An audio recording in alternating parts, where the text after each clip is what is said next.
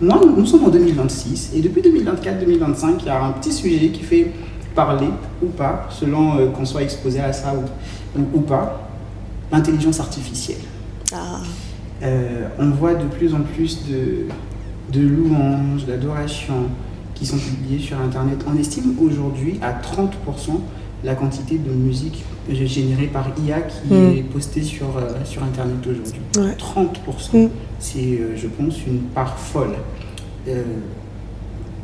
Si il fallait qu'on te pose la question de qu'est-ce que tu en penses, quel est ton rapport aujourd'hui à l'utilisation de l'IA, es-tu favorable ou pas, ou penses-tu que du coup on rentre dans une ère où on substituera les adorateurs à l'intelligence artificielle?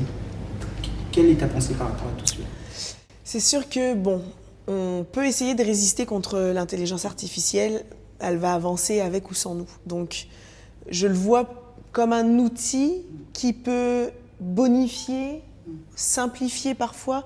J'ai beaucoup d'étudiants, par exemple, qui aiment composer, mais qui sont ni musiciens, ni dans le domaine, etc., et qui ne savent pas par où commencer. Donc moi, souvent, je vais leur dire, fais ce que tu peux, et puis peut-être que tu peux t'aider de l'intelligence artificielle, par exemple, pour un arrangement, pour une idée de style, pour essayer de voir un peu, étudier ta chanson. La barrière est mince, mais je pense que ça peut être bien utilisé, ça peut être un bon outil. Là où moi je suis, c'est la substitution. J'ai aussi des personnes qui m'ont écrit et qui m'ont proposé, oui, je propose des prods, des choses comme ça, qui sont 100% composées par l'intelligence artificielle. Là, moi, elle est là ma limite. Ce qui nous différencie dans la musique de ce qui se fait par exemple dans le séculier, c'est que nous, c'est de la musique inspirée. C'est j'ose croire, en tout cas, je vais parler que pour moi, comme ça je ne mets pas de jugement sur personne.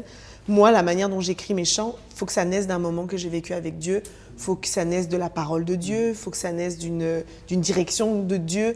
Et ça ne peut pas se substituer à l'intelligence artificielle. Alors, il y en a qui vont dire, oui, mais t'écris un verset. Puis là, il y a une notion quand même d'inspiration, de connexion, de Saint-Esprit que l'intelligence artificielle ne pourra pas remplacer.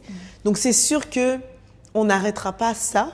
Ça va continuer d'avancer. Mais au jour d'aujourd'hui, en tout cas, moi, je pense que c'est un outil qui peut nous aider. Mais la limite qu'elle aura, c'est que l'intelligence artificielle ne pourra jamais faire des temps de louange.